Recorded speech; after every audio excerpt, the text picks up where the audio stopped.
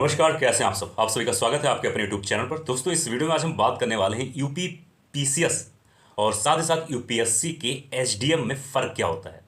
दोस्तों, वीडियो की क्वालिटी जाहिर सी बात थोड़ी सी खराब है, लेकिन मैं दावा करूंगा कि वीडियो का कंटेंट आपके लिए शानदार रहेगा।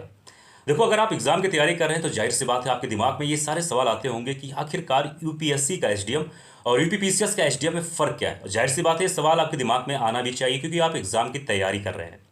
इस वीडियो में हम सब यही बात करेंगे और इसी के डाउट को आप सभी का क्लियर करने वाले हैं।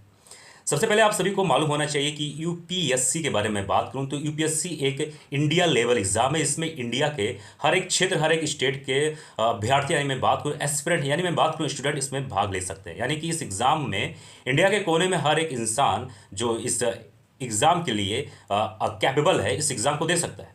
लेकिन वहीं पर अगर मैं बात करूं दूसरी तरफ यूपी पीसीएस के बारे में, तो यूपी पीसीएस में वही बच्चा एग्ज़ाम दे सकता है जो उत्तर प्रदेश का हो, यानी कि स्टेट लेवल का ये एग्ज़ाम है। हाँ, जबकि यूपी पीसीएस एग्ज़ाम में भी और सारे स्टेट के बच्चे भाग ले सकते हैं उस एग्ज़ाम के कंडीशन और जो भी क्राइटेरिया उसके अनुसार भी। अब हम बात करेंगे अगले पॉइंट पर कि एसडीएम, यूपी पीसीएस और यूपीएससी में फ़र्क क्या है, क्या क्या पॉइंट है। तो उससे पहले हम बात करें, उससे पहले कुछ बेसिक चीज़ें इसके बारे में जानना जरूरी है। यूपीएससी, जैसा आप सभी को पता है कि 3 स्टेज में होते हैं या 3 स्टेप में होते हैं, जैसे कि प्रीलिम्स, मेंस और इंटरव्यू। सेम तरीके से यूपीपीसीएस में भी 3 स्टेप होते हैं, प्रीलिम्स, मेंस और इंटरव्यू। यूपीएससी का एग्ज़ाम जब आप क्रैक कर लेते हैं तो आपको जाना होता है लबासना में, Lal Bahadur Shastri national of administration, Mussoorie, Uttarakhand में। अगर आप यूपी पीसीएस के एग्ज़ाम को क्वालिफाई करते हैं और अगर आप एसडीएम के तौर पे अगर आपको ट्रेनिंग मिलेगा तो आपको जाना है उपाम में। अब उपाम क्या है? जैसे लबासना है वैसे ही उपाम है। उपाम का फुल फॉर्म है दोस्तों Uttar Pradesh academy of administration management, जो कि लखनऊ में है। यहाँ पर आपको फाउंडेशन कोर्स या फिर कह सकते हो ट्रेनिंग दी जाती है।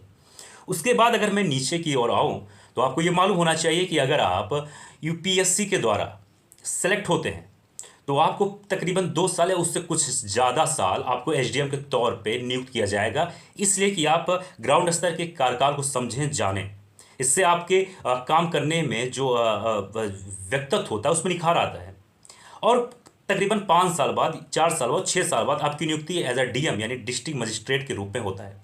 वहीं मैं दूसरी तरफ बात करूं तो यूपीपीसीएस में जो एसडीएम होते हैं वो डायरेक्ट उनकी नियुक्ति एसडीएम के तौर पर ही होता है, और वो तकरीबन 15 साल उससे ज़्यादा कार्यकाल करने के बाद वो डीएम के पद पर डायरेक्ट फिर उसके बाद नियुक्त होते हैं, यानी कि डिस्ट्रिक्ट मजिस्ट्रेट।